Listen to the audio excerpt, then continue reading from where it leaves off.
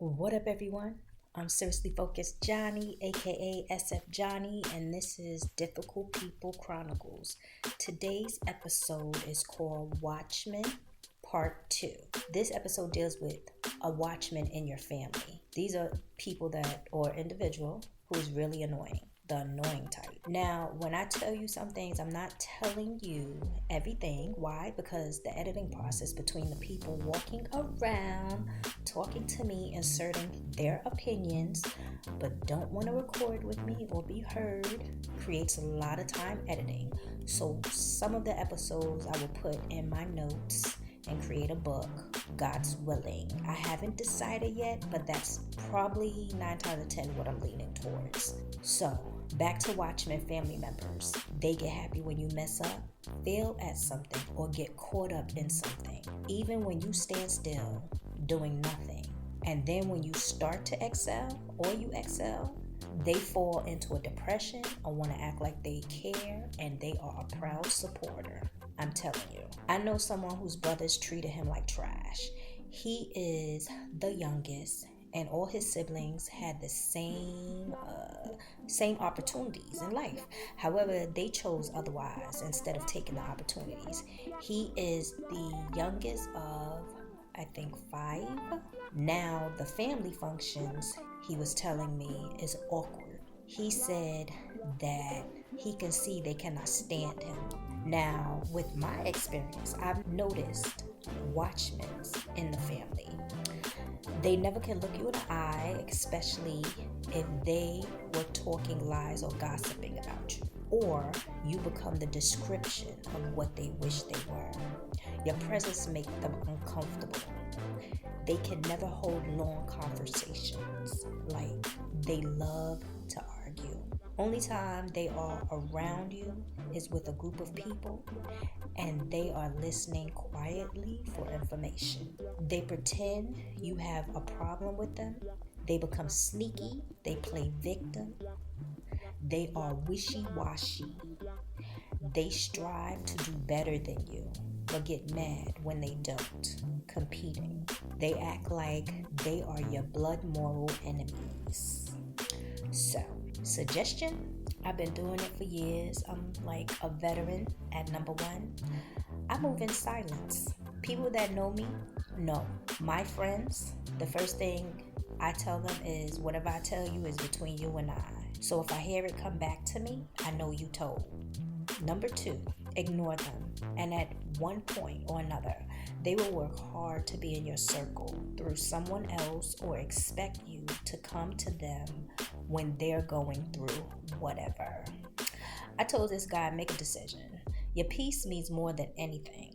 Your peace is not to be compromised. And when you strive for positive, you're gonna lose a negative.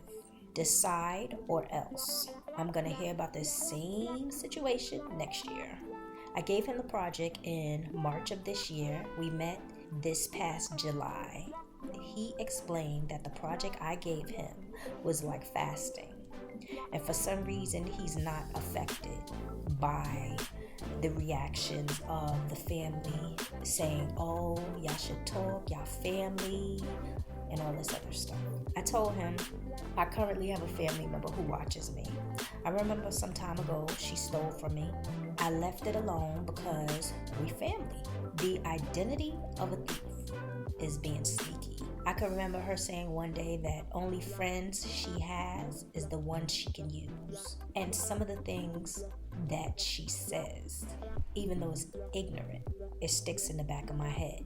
Up to this day, she still avoids me. But whenever she wants something, she uses other people to ask me, as grown as she is. She comments on how I live, spend my money at functions. Her hellos are not genuine. Know what I mean? She'd always play victim, wanting me to be around the people that wish bad on me. She loves to say sarcastic stuff about the people I care about, and she cuts out never standing around for my response, trying to hurt feelings. Now I pretend she doesn't exist. I'm a veteran at keeping some things in my life private, like I said. I only let out what I want people to know. And people could try hard, But if I don't want them to know my business, trust me, the only person that's going to know it is me, God, and maybe the other person. I let go and let God. I had to be okay if we never speak again.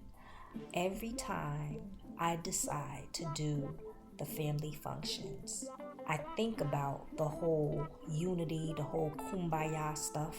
I decide and I say it's not happening. I'm okay. So with that said, suggestion, move in silence, ignore them, and at one point or another, they will work hard to be in your circle through someone else or expect you to come to them when they going through something. Another thing I think is that sometimes when they work hard to be in your circle and you're ignoring them, we always have that kind heart thinking they have changed.